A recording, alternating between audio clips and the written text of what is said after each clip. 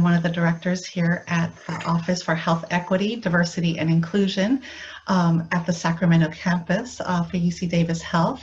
Today we have Dr. Hendry Tan, who is the Associate Vice Chancellor for Health Equity, Diversity, and Inclusion, who is going to be talking to us about structural racism. During our variety of pandemics in our society, with the death of George Floyd, we really needed to put a concerted effort on our efforts for anti-racism and to really bring up the awareness, but also the action that is needed as a health system to be able to be a resource for our internal and our external community. Dr. Tan's going to take some time to go through all the areas of structural racism that is going to bring the awareness for us, but in addition to what actions we've taken as a healthcare system to address the challenges with racism. As our session is called Growing as a Community, that is definitely what we are doing at the health system, as we are not extreme experts in the area of anti-racism, but as the researchers, scientists, clinicians, and folks that we are, we've done our due diligence to look at all of the work that is out in our community, gathering our experts that do the research and the work, such as Dr. Tan in anti-racism, and then really putting a structure together that he's going to review with us today. So, Dr. Tan, thank you so much for being here with us, and welcome. We're going to turn over the session to you. And as I just outlined, the whole focus of racism and what it is. And so, Dr. Tan, can you share your wisdom around racism and the science behind it? Absolutely, Mercedes, and thank you so much, Mercedes, for inviting me to this series, and it's great to see everyone here.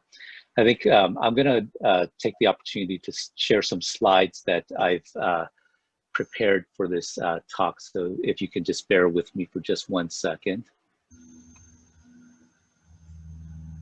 And everyone will make the chat available for folks to put in any responses or reactions. The community has also shared quite a few resources, so this is our time to come as a community and give the wisdom that we can. If you have additional resources, feel free to put that in the chat.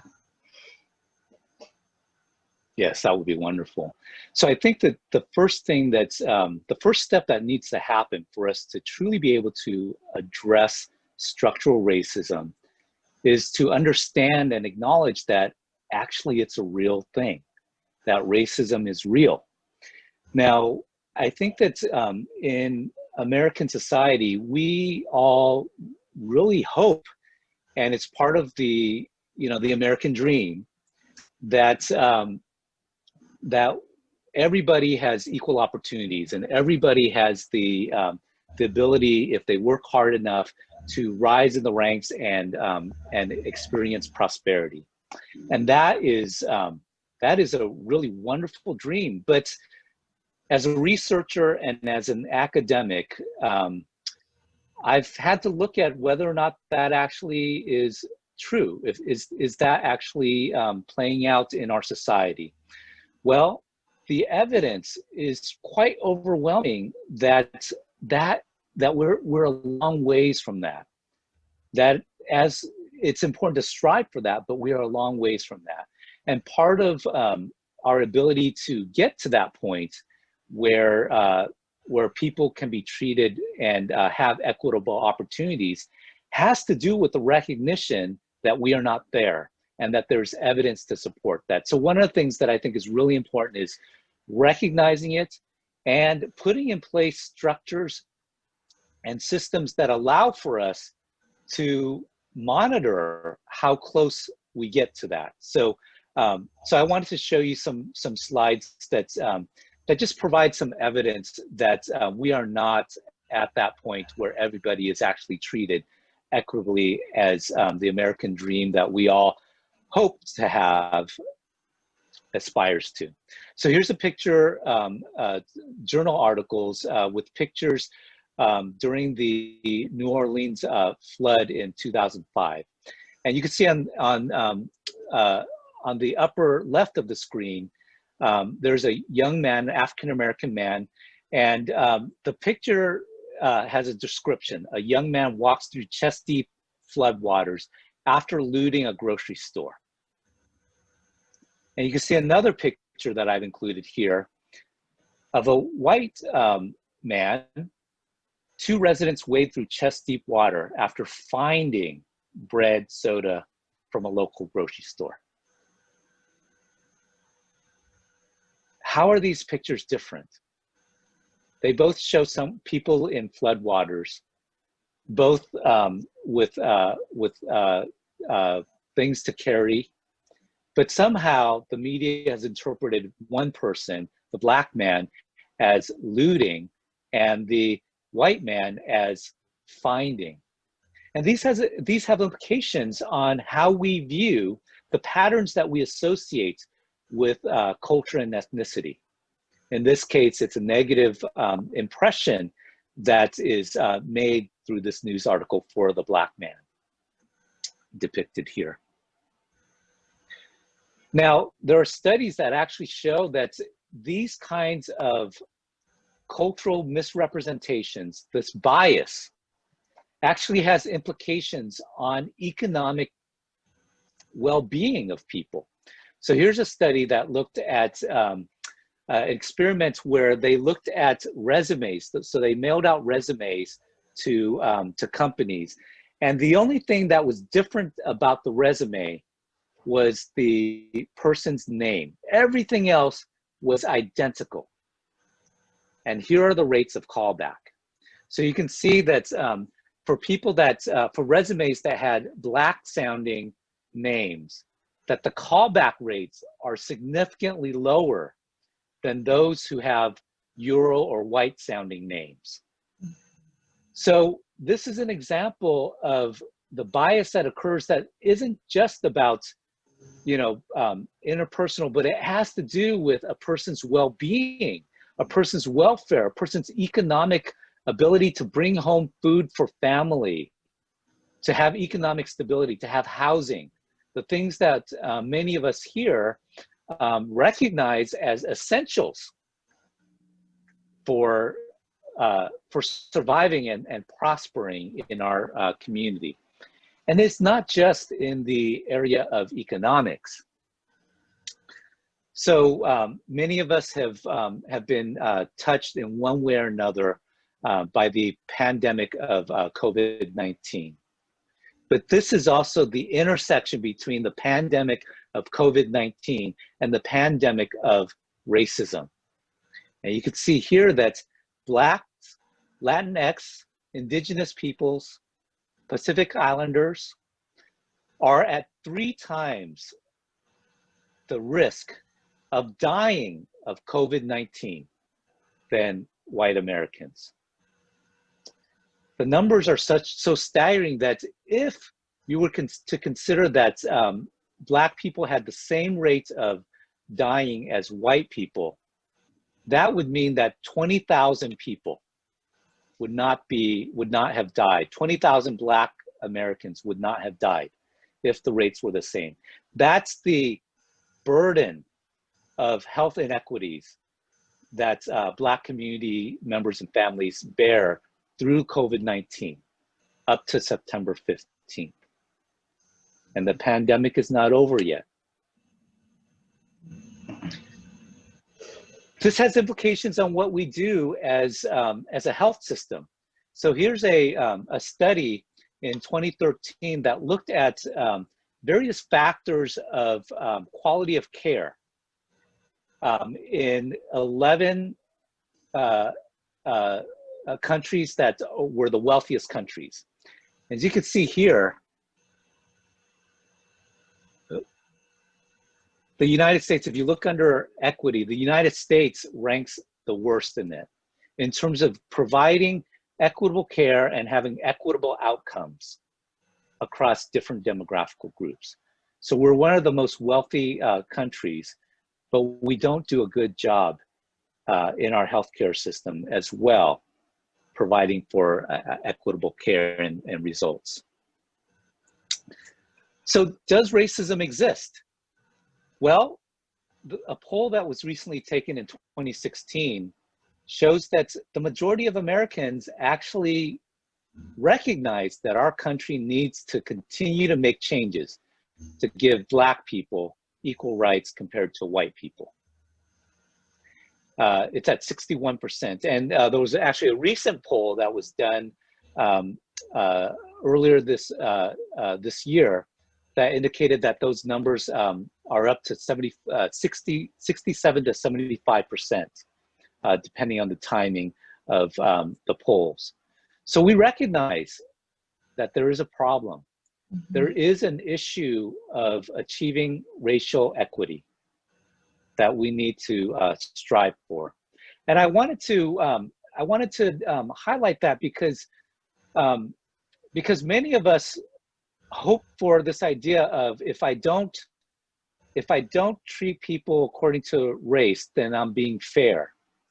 But the challenge of this is that if we don't consider race, if we blot that out, then we would have never known that this is happening to our Latinx, our Pacific Islander, our Indigenous, our Black communities as it pertains to COVID and other issues. So as a researcher and a colleague to you, I think that it is very important that we recognize and look at the implications of race and racism on the various aspects and factors that contribute to our ability to ensure the highest quality health for people in our communities and beyond.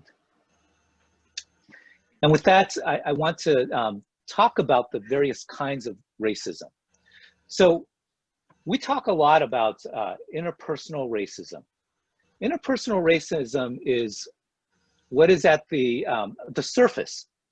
And this is racism that occurs between individuals. It's the bias that occurs when a person interacts with another person that is based on their racial beliefs and how it affects their public interaction. So this might manifest as someone calling another person a racially derogatory term, or jokes that are racially insensitive that are done in the hallways or the lecture halls, or you know, around the proverbial water cooler. But that is just the surface, and in the past we've focused on addressing interpersonal racism by making sure that there are rules and policies that regulate how we behave, and that is really important. But that's not enough, because underlying interpersonal racism is internalized racism.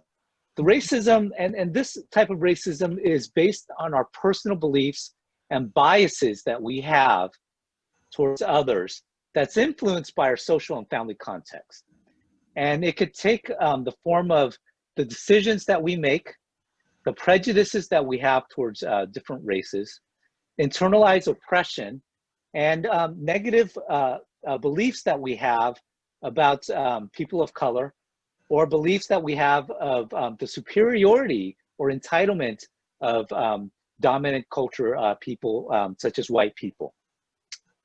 It's important to recognize that there is this internalized racism, because it can influence how we behave in subtle ways that may not be quickly recognized, but still have significant impact. And this is in the area of things like microaggressions, things that by themselves, one microaggression may not be easily recognized and their impacts may not be easily linked.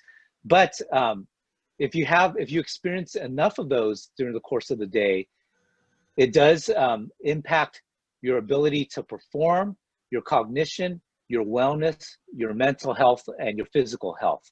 Mm-hmm. So that's why internalized racism is so important, because it's the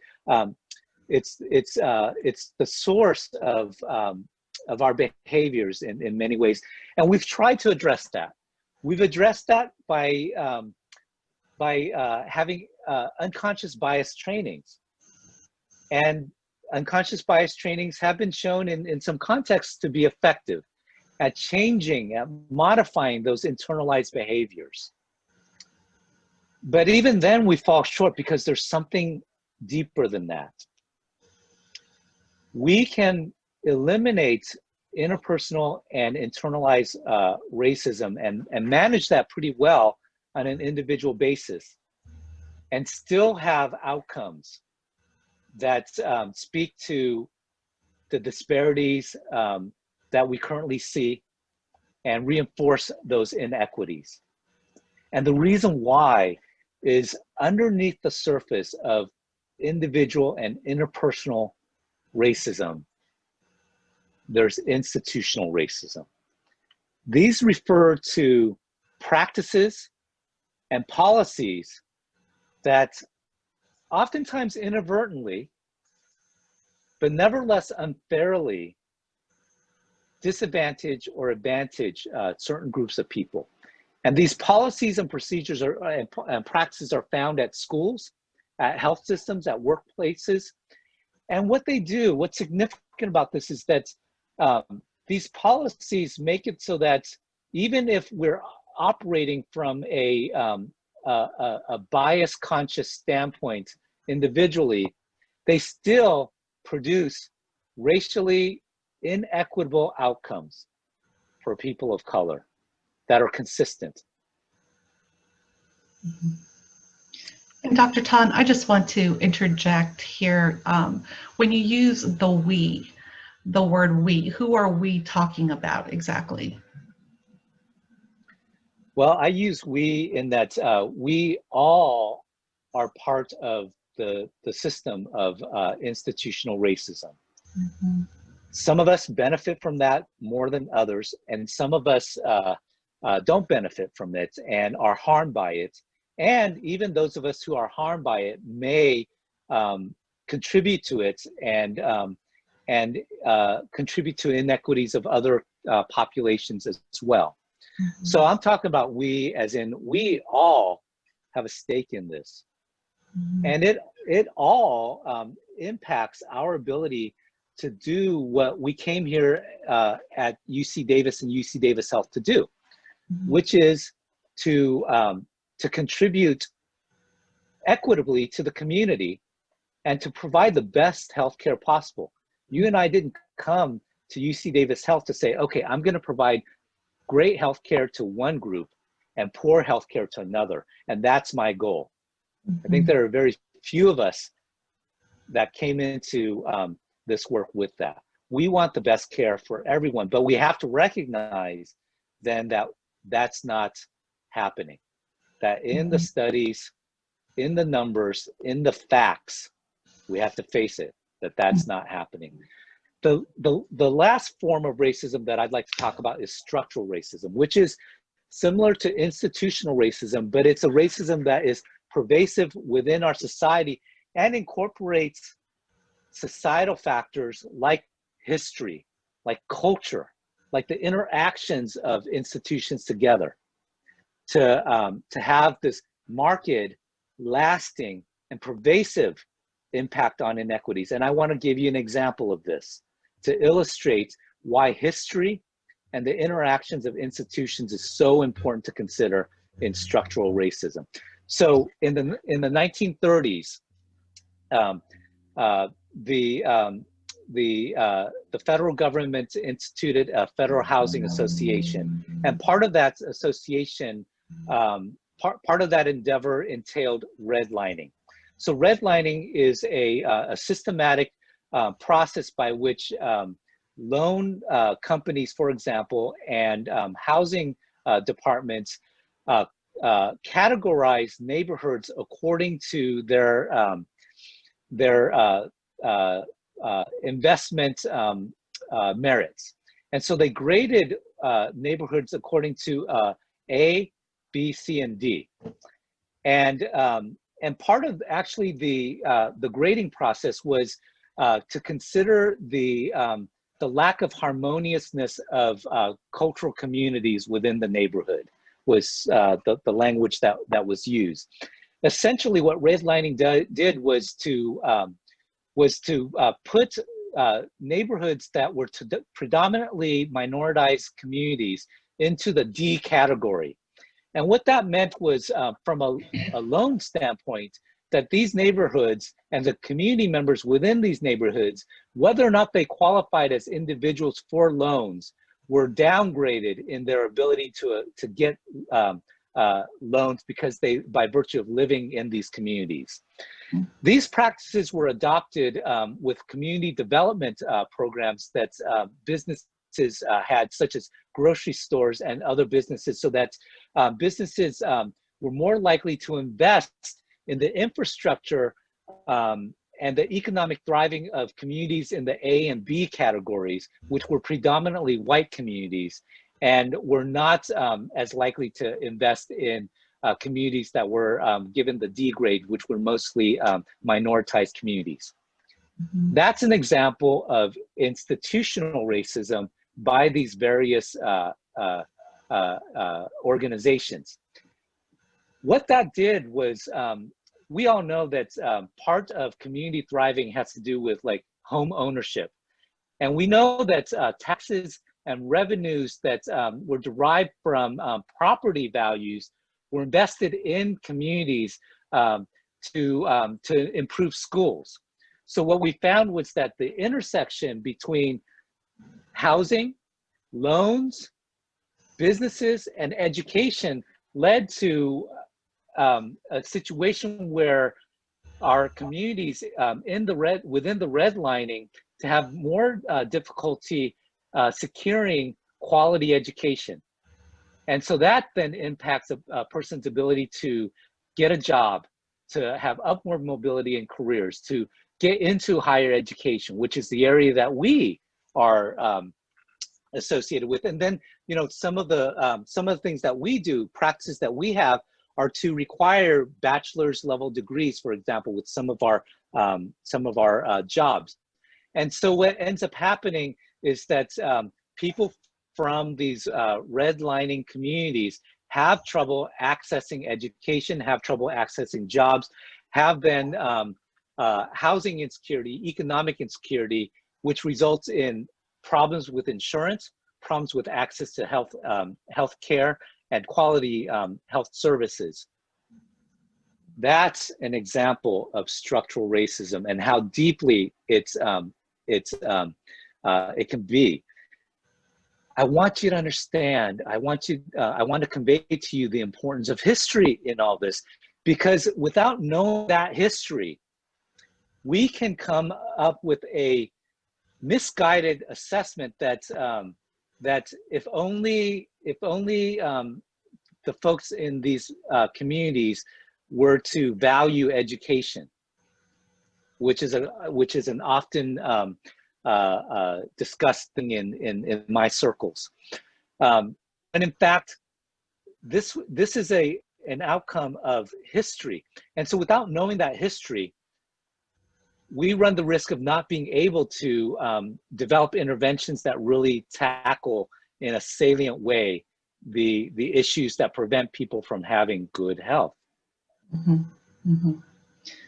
Right. And Dr. Tan, what you're illustrating here, also going back to the diversity trainings that we've had in the past with implicit bias trainings, just this one and done has really never let us advance the trajectory of anti-racism, and that's why we have to call it out. We need the history and we need the language. And so with the research that you've shown, the data that you've shown, you can clearly see the anti-Blackness that is affecting our African American and Black population, not just in education, not just in economics and health, it's in every aspect, and that's how everyone is socialized. So the language of anti-racism, the research around anti-racism is crucial for all of our knowledge so that we can advance these efforts to eradicate racism.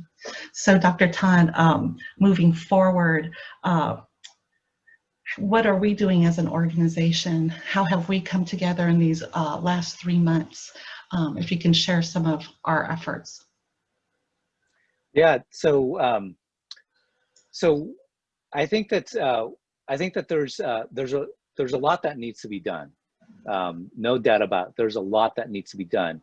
But I have hope. I have hope because no one is born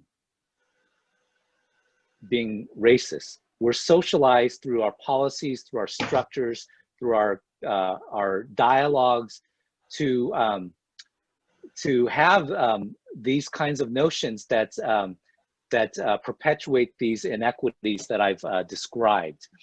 And so, so part of what we're doing at UC Davis Health is to strive to be an anti-racist organization.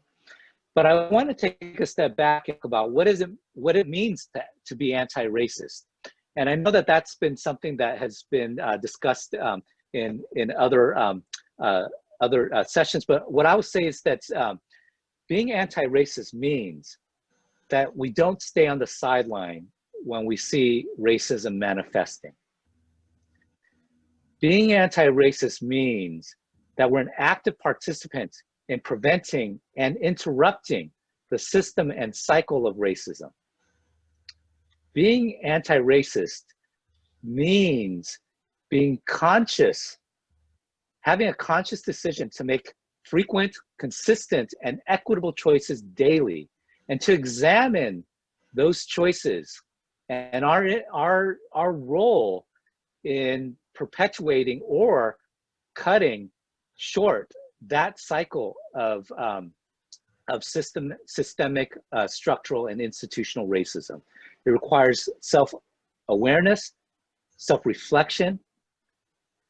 See, the thing is, it's not just about being not racist. The absence of anti-racist choices doesn't solve the issue, because as I've shown you, it's not just about addressing our implicit biases and what we say. If we were to just do that, these systems will still be in place and move us along that continuum of doing more harm and being inequitable in the healthcare and education that we provide. So we have to actually do more than just be a bystander and say, I'm not racist. We have to say, I am anti-racist. So I want to show you, and this is being very candid about where I think we are along the anti-racism continuum. And I'm going to share my screen again. Mm-hmm.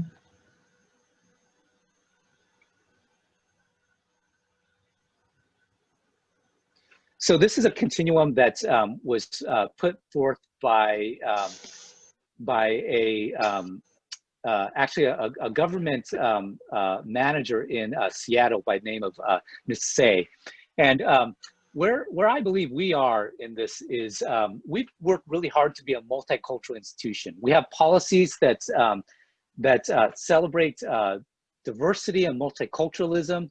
We have inclusive practices that we are intentionally striving to carry forth. We're expanding our view of diversity to include, to be very inclusive of women, people from disability communities, from LGBTQ, for international students. But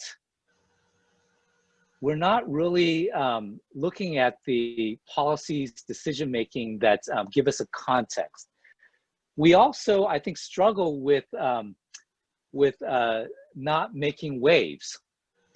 And we're still also relatively, as a community, unaware of the patterns of privilege and inequity that are ongoing in our system.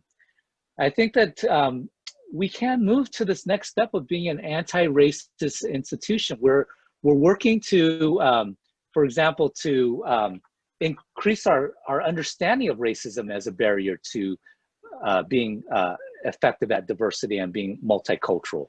We are sponsoring programs that improve anti-racism training, and we're starting to analyze for factors related to systemic racism. What is, I want to share a little bit about what it is that we're doing. So, and I have three sort of buckets that I've been organizing in my mind about what we're doing at UC Davis and UC Davis Health. So the first thing is we are embarking on an initiative to really get at the roots of our institutional racism and barriers to diversity, equity, inclusion. And we're calling this our I Dare Task Force Initiative. We're investing nearly $500,000 in this initial effort. This is just a start, and I think that we need to do more. But I think that this is an important start that we need to take. I Dare stands for Inclusion, Diversity, Anti-Racism, and Equity Task Force Initiative. And why are we doing this? Well, the studies have shown that diversity task forces are actually really effective at promoting change at institutions, at advancing diversity, equity, and inclusion at institutions. So you can see that here, when you look at change in representation, you see a dramatic increase in women, in cultural and ethnic communities, with the minimal change in white men. So we're seeing a proportional change in Black, Hispanic, and Asian Americans through interventions that have to do with councils, task forces, and committees. And this was a study of 800 organizations over 30 years, looking at various strategies for improving diversity and inclusion. So the I Dare Task Force aims at creating institutional changes. We're going to start with academic departments at UC Davis Health. And we're going to fund and train task force chairs. So one of the critical things that I've heard from many people is we cannot let our DEI and anti-racism efforts be on the backs of uncompensated people of color.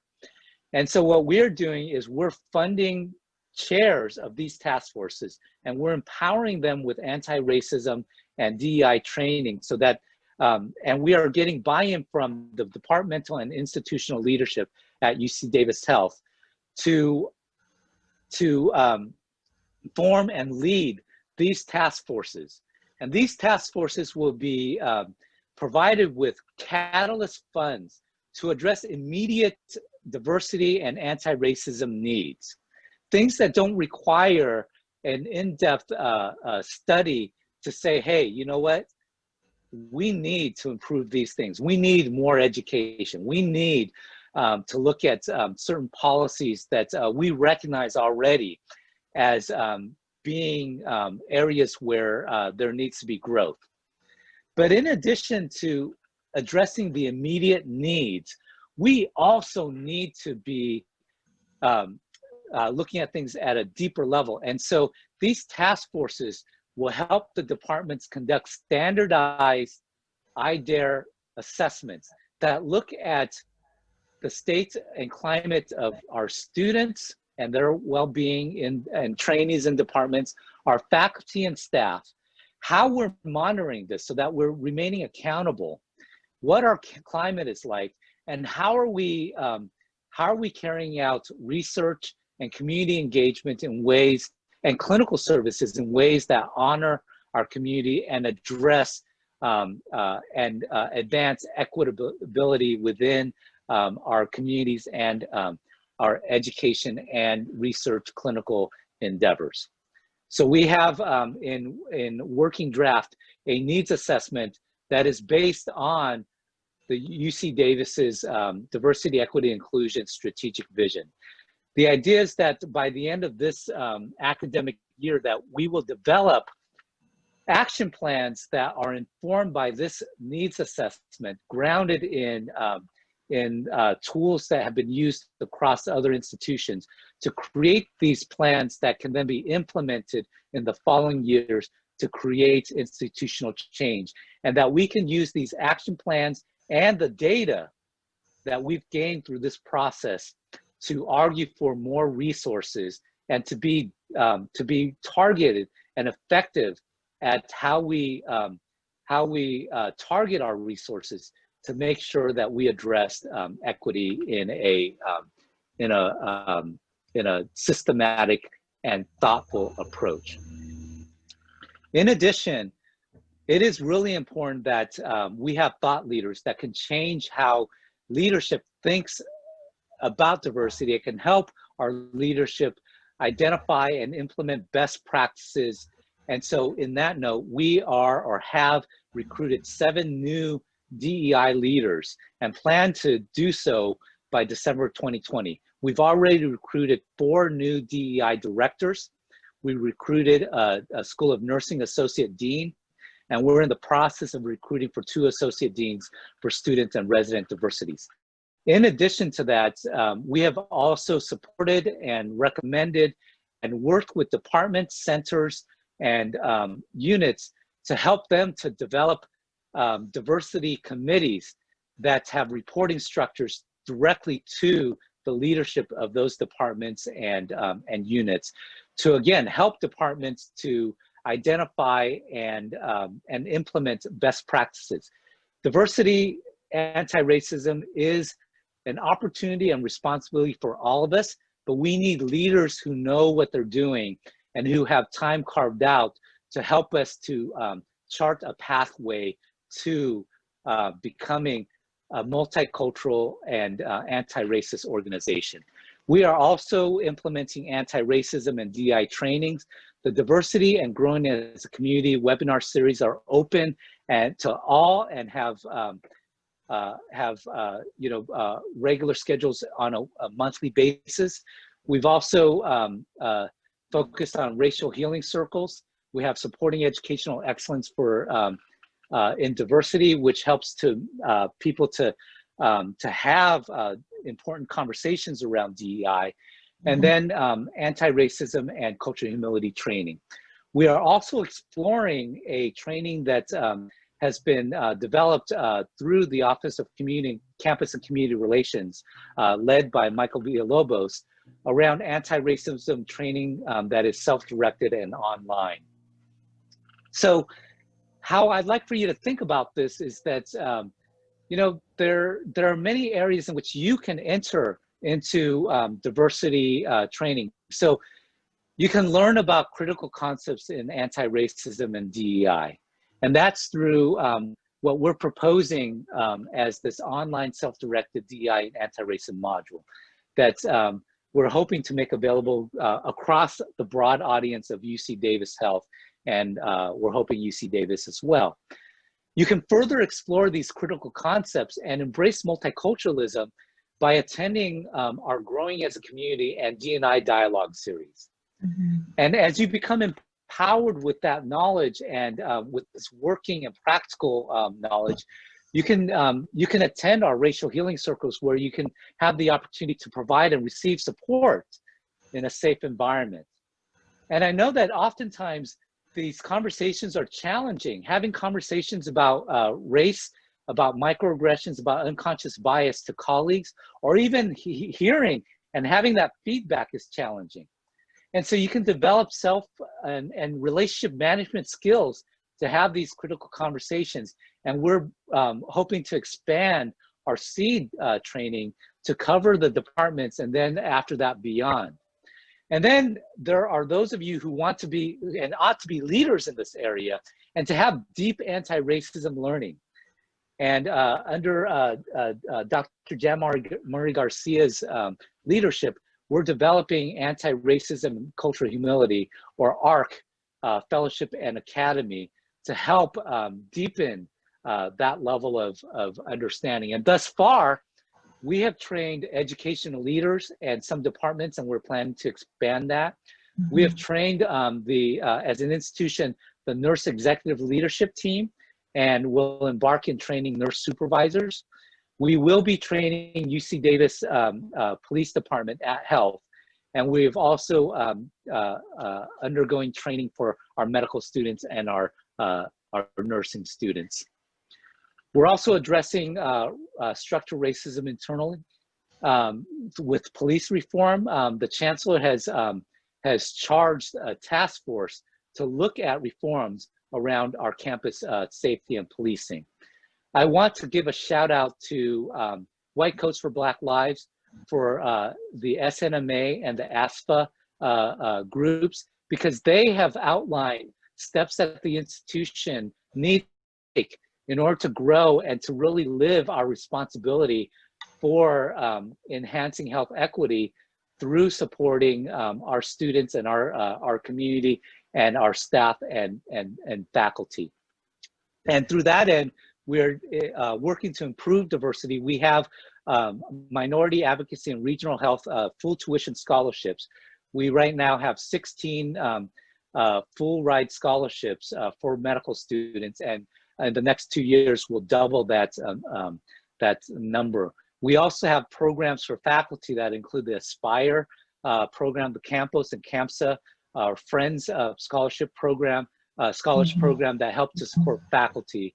And then we are working together with HR and academic personnel to improve diverse and local hiring of staff and to work for advancing career development. I've spoken about the AIM initiative, so I won't go into as much detail here, but it is really important that we address the social determinants of health that comprise 40% of what it means to be healthy. And so we are working to look at and transform how we think about hiring, how we think about local procurement and contracting with local businesses, how we invest, and how we organize ourselves as a volunteering for the community in ways that are relevant to the community.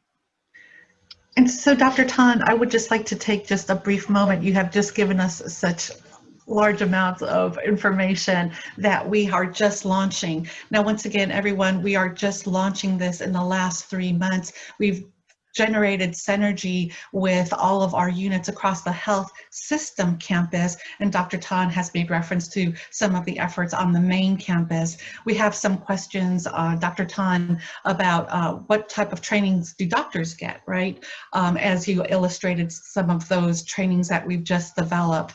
Dr. Jan Marie Garcia is definitely doing the anti-racism training for our executive leadership. And just to give a little context, when we talk about leadership, Dr. Tan, who are you talking about exactly? So, so when it comes to the nursing leadership, this is Dr. Jan has already trained the executive leadership group. So that includes to Marsh and Mr. Marsh's direct reports. Right. When it comes to educational leadership, we are in the process and have thus far trained the majority of medical students, course instructor, leaders of instructors, so course directors, deans and directors, and residency program directors as well. The question about are clinicians and doctors getting the training? Yes, they are getting the training. We are hoping to expand the SEED training to include the departments and the faculty there. We have also been training to help with the clinical parts of it as well, and so we have seen that through the SEED training, clinicians are able to have conversations around race and inequities. They're more empowered to recognize microaggressions and bias within the clinical environment, and more confident at being able to address that. So we are also thinking about the clinical environment. We also have a training that I didn't talk about in here called the CLASS training, the Cultural, Linguistically Appropriate Services training. We're working with with Solano County to help transform their organization so that they are providing more equitable care to the clinicians and providers in that county. And that's a training that potentially can be available here as well. We're exploring those details. And so all of our efforts, Dr. Tan, once again, as people have come into our room, our chat room, and have come into our virtual platform here, they've come at different times. And so what we're wanting to illustrate for all those who have just joined us is these are our efforts to eradicate the racism that we've experienced as a society, as a community, and looking at ourselves. We put the mirror up to our faces to look at how we need to change for ourselves to eradicate racism. And yes, racism at all of those levels that Dr. Tan spoke about are a violence on our community. To enact all of these policies for over the history of time, it is a violence to our communities, our Black and Brown communities. In addition to, we just have a question, Dr. Tan, about the SEED training. Whether or not the SEED training gives a historical perspective. And I know in our discussions, you've shared that even though we've had the SEED training, we're revamping it. We're trying to improve it. If anything that we do well in process improvement. So through all of the data collection, through these trainings that we're gathering, we're going to completely overhaul things if we needed to, but we're definitely going to meet the needs of what the community needs are through all of our trainings. So people are asking if these trainings are available to the general community and even to our extended units within UC Davis. Currently, this is what's existing here at UC Davis Health that we've just brought forth together. And once again, our leaders that are leading our educational efforts are national and international researchers and leaders. Dr. Jan Murray Garcia is the co-founder of Cultural Humility. Dr. Perry Ackerman Barger, who is Associate Dean at the School of Nursing, has done massive research in diversity and microaggressions. Dr. Pooja Chadha leads our SEED curriculum, and she has just a wealth of background knowledge, and so does Dr. Hendry Tan. We've been able to look at our leadership, and our leadership is on board. They want this. They've asked us to do this. They've put the money behind it. And if anything, with diversity efforts, we don't just talk diversity now. We are actually walking the walk of anti-racism and learning together as we grow. So Dr. Tan, what can participants do to help? So this is a really important issue. Undoing the structures that contribute to racism that have been pervasive in our society for centuries will take some time. So it's important for us to pace ourselves while at the same time understanding the urgency of it as well. And that is an important balance and almost a paradox. But these days we're living in paradox. That said, everyone can start the work to tackle structural racism. So I have a couple suggestions. Number one, knowledge. There's a strong body of evidence that exists on the presence and impact of structural racism. Please learn about it. Take your own time to learn about it. This is really important because most of us are not taught about it formally. Live the spirit of who we are as an institution of higher learning and learn. Live who we are as an institution of higher learning, and once you learn, teach. This requires homework. I think a really good start is Ibram Kendi's book on how to be an anti-racist. And for those of you who touch, other families and other people who are parents or guardians or caretakers, look at his new book, Anti-Racist Baby. He's also coming out with a book for teenagers as well. Because it starts, that socialization process starts early. Take the 21-day anti-racism challenge. There are multiple resources available that you can do self-study on. Do it, please, in the spirit of anti-racism and in the spirit of higher learning, because there's a narrative that racism doesn't exist and that if we just don't consider it, then things will be okay. But the evidence doesn't pan out in that way. And we need for people to understand that. Number two, develop the capacity to engage. Get yourself to the point where you can work through difficult feelings that may come up for you around race. This is important because difficult feelings elicit our defensive responses, and that gets in the way of meaningful understanding, meaningful dialogue, and meaningful engagement. For many people, these are new concepts that shake the foundation of what we grew to understand about the world. I'm a psychiatrist. I work in this area, and I know it takes time. I know it takes some effort as well, but develop some self-management skills, and that starts with self-care and wellness. Take a look at some of our Coping as a Community videos, where we teach meditation skills.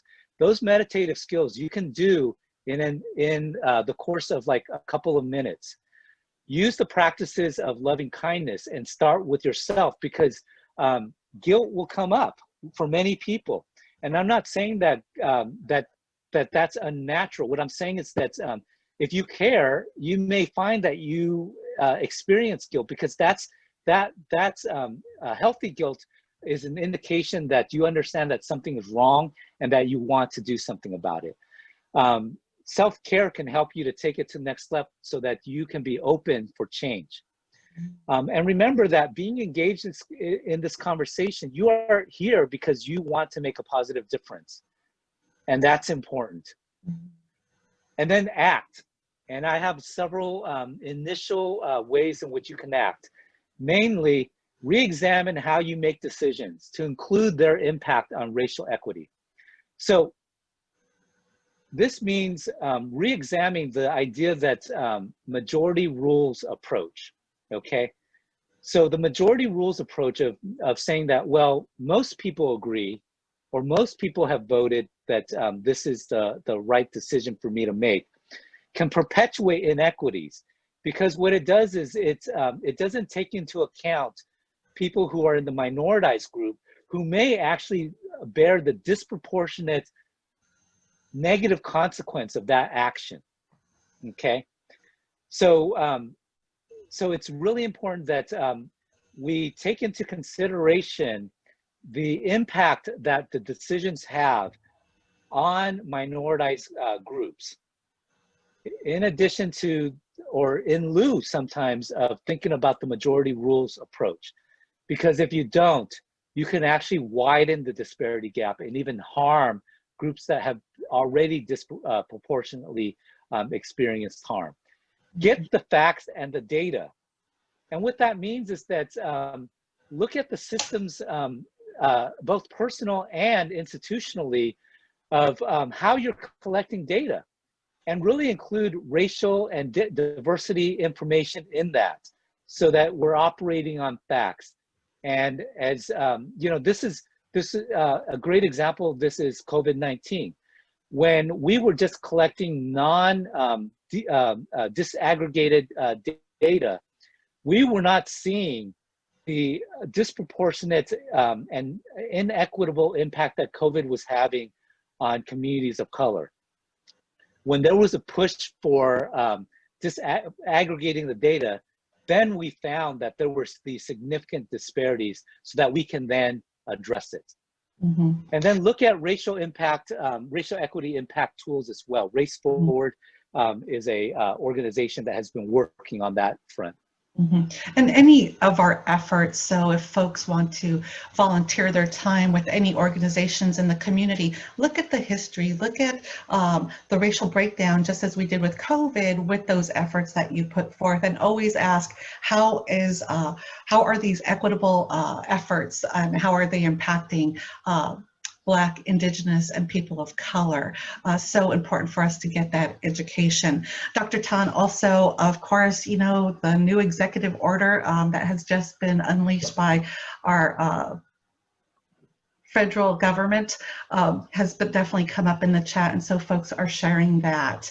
And so at this point in time, it's there, and we're going to continue to do this work. We're going to continue to see how we can best meet those needs, even with these federal limitations, but it's not going to stop our effort, because of the fact that we can't stop this effort. It's killing people. The fact that we haven't been looking at anti-racism and anti-Blackness, we are killing people with the weathering of all of the challenges environmentally that they have to undergo with racism. And that's why Terrence in the chat box says, you know, racism is a violence. It's a violence on our people, and we are now talking about it. We're putting it forth. As I said, this is what we've done in the last 3 months as an organization.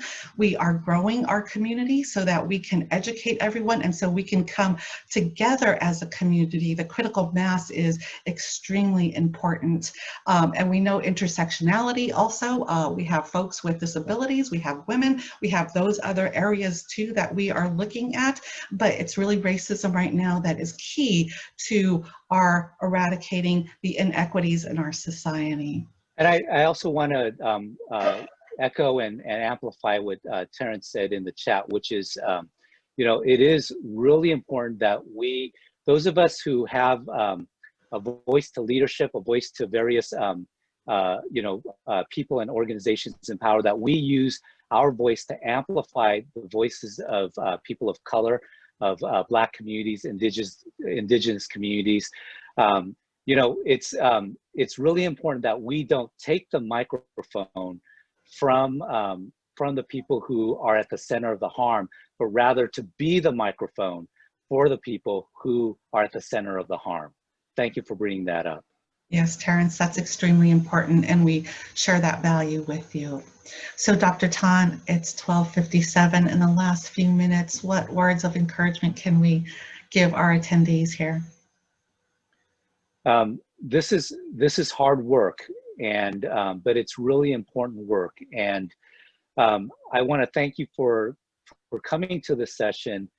We in the Office of HEDI, we are also evolving and transforming and unfolding our growth in this area as well.